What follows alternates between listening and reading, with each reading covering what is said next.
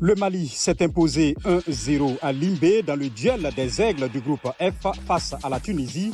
Un but inscrit par Ibrahima Koné sur pénalty à la 48e minute. Un match au scénario ahurissant puisque la 90e minute n'est pas terminée quand l'arbitre zambien Djenissik a sifflé les 3 coups finaux provoquant la colère des Tunisiens qui refuseront de reprendre la rencontre à Limbé. Première victoire pour la Gambie en phase finale de CAN. Les Gambiens se sont imposés 1-0 face au Mourabitoun de la Mauritanie. Dans le groupe E, la Guinée équatoriale et la Côte d'Ivoire sont présentement en train de boucler les premières sorties des équipes dans cette CAN 2021. Hier, le Nigeria a débuté sa phase de poule par une victoire 1-0 sur l'Égypte de Mohamed Salah. Dans le choc du jour dans la poule D, dans l'autre match de cette poule, le Soudan et la Guinée-Bissau se sont neutralisés 0-0. Comme vous le voyez, c'est une très grande réussite, car dans chaque tournoi, il est bon de gagner le premier match. Donc c'est bien d'avoir les 3 points du premier match. Nous avions bien commencé, mais soudain, nous avons commencé à perdre le contrôle du jeu. En première mi-temps, le Nigeria était vraiment bon.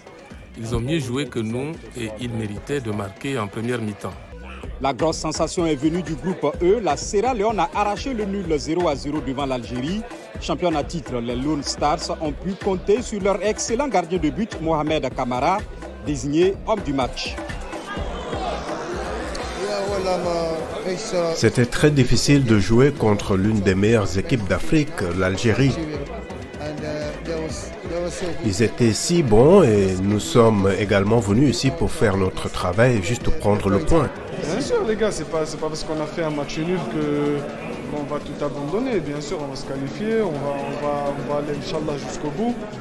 C'est le premier match, c'est juste j'espère un faux pas et on va vite rebondir, on va vite travailler, Inch'Allah ça va aller. Les matchs de la deuxième journée commencent demain. Dans le groupe A, le Cameroun tentera d'arracher une deuxième victoire qualificative pour les huitièmes de finale face à l'Éthiopie.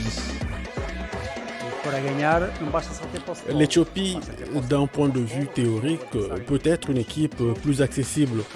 Nous avons analysé l'Éthiopie dans plusieurs rencontres et même son match contre le Cap-Vert et nous avons constaté que c'était une équipe concentrée, déterminée, qui recherche des résultats et donc elle peut amener des problèmes. C'est une équipe qui travaille en bloc et sur les côtés également.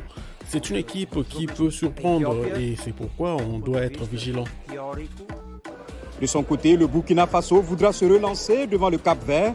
Bonne nouvelle pour les Burkinabés qui récupèrent leurs joueurs précédemment testés positifs au Covid-19, dont le patron de leur défense Edmond Tapsoba, ainsi que leur sélectionneur Kamou Malo. En revanche, les étalons perdent pour cause du coronavirus leur capitaine Bertrand Traoré.